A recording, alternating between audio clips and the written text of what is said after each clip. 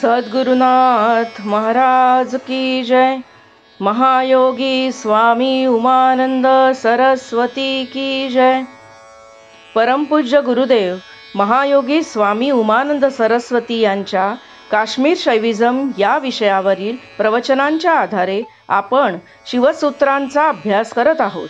शिवसूत्रातील शाक्तोपायाची सूत्रे आपण अभ्यासत आहोत। शाक्तोपायाचं 5वं सूत्र आहे विद्यासमुत्थाने स्वाभाविके खेचरी शिवावस्था।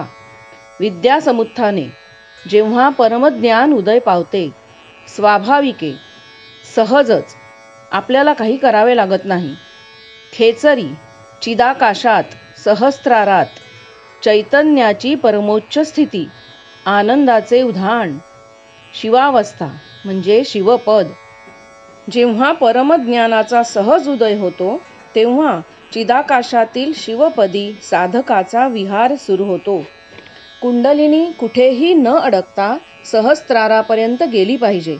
मार्गातील सिद्धींचाही त्याग जमला पाहिजे।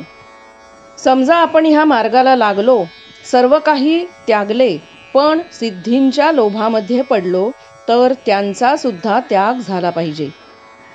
सिद्धींमध्ये सुद्धा अडकायचे नाही, त्या सुद्धा दोन्ही हातांनी आपल्याला दूर करता आल्या पाहिजे किंवा त्यांचा उपयोग याच आध्यात्मिक मार्गासाठी करता आला पाहिजे।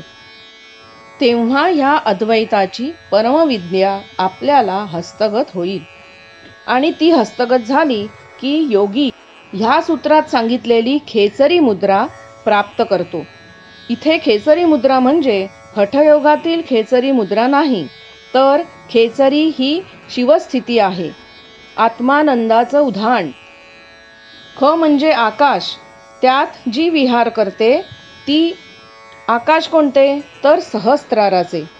मस्तकात सहस्रार आहे, तेथपर्यंत कुंडलिनीला जायचं आहे, तेथे शिव आहे, तीच शिवावस्था, शिवपद। पण अलीकडेच जर आपण कुठे अडकलो तर मग आपण तेथपर्यंत जाऊ शकणार नाही।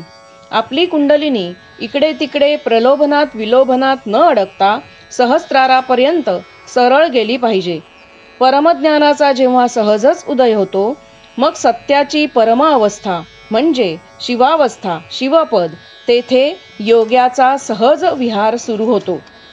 शिवपद आपल्याला प्राप्त झाले आहे हे कसे ओळखायचे, तर परिणामावरून ओळखायचे। अंतरी आत्मानंदाचे उधाण येते, तेच शिवपद। जीवनात कोणत्याही परिस्थितीत आनंदी राहणे जमले तर आपण म्हणू शकतो की शिवपद मला प्राप्त झाले आहे। सतत आनंदी राहणं कसं साधेल, मंत्र जपाने साधेल। हा शाक्तोपाय मंत्र जप सांगतो। बाहेरचे प्रतिकूल असो वा काहीही असो, सतत आतमध्ये मंत्र जपत राहिले पाहिजे। मंत्र जपून मंत्र सामर्थ्य कसं मिळवायचं ते आपल्याला पुढील सूत्र सांगेल। सद्गुरुनाथ महाराज की जय।